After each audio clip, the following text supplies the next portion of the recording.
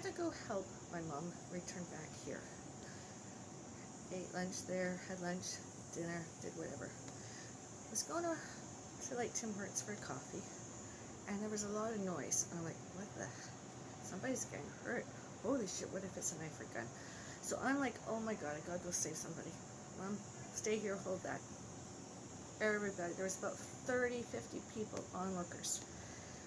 More than 4 security guards, men, and holding down a woman and hurting her so violently, danger to themselves and her. Definitely a danger to her. So I, as one of 2017 Take Back the Night's No More Violence, not that I'm a human rights activist, but I stood as a shield to stop them from hurting her anymore so that the paramedics could come and help if she didn't need, and let them determine from there, did she need to go to, if she was getting arrested.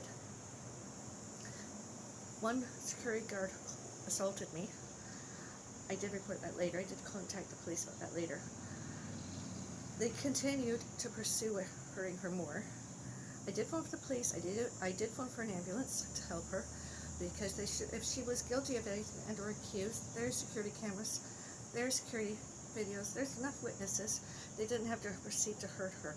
She should have been held in custody on site, on scene, as soon as they could stop her, and kept her there, instead dragging her all over the place and hurting her shoulders, hurting her back, her neck, and elsewhere. It was just awful. So I'm like, they should have been doing human rights policing.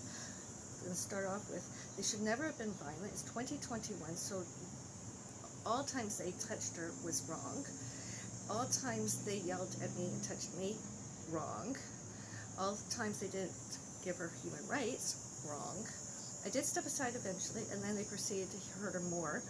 And I was like, oh my god, I didn't have time to put my camera on because my battery died and needed recharged. And I'm like, oh my god. So I went there, I phoned the police. The police eventually came.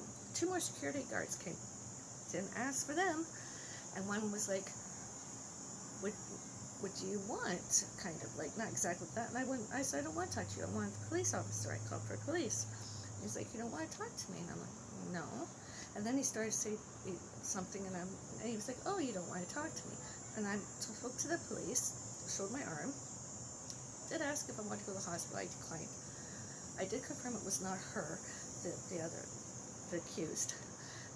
It was one of the, and I couldn't identify which one it was, the security guard.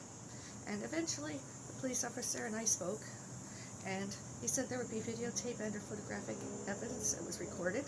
I'm saying, good, that should happen. I hope they see all that they did, because they should never have done that. And I did ask the police officer, what can I do? And I said, is there anything I could do? And I said, you can get them to apologize to me at least. I mean, the security guard should at least apologize. So I got an apology from the security guard, so 2 of them, one. And I did get my coffee, and I did get some ice and a napkin that I put in my arm. Whether I'm physically harmed, bruised, and or whatever, I should never have been touched. They should never have been touching her. She has her human rights. I don't know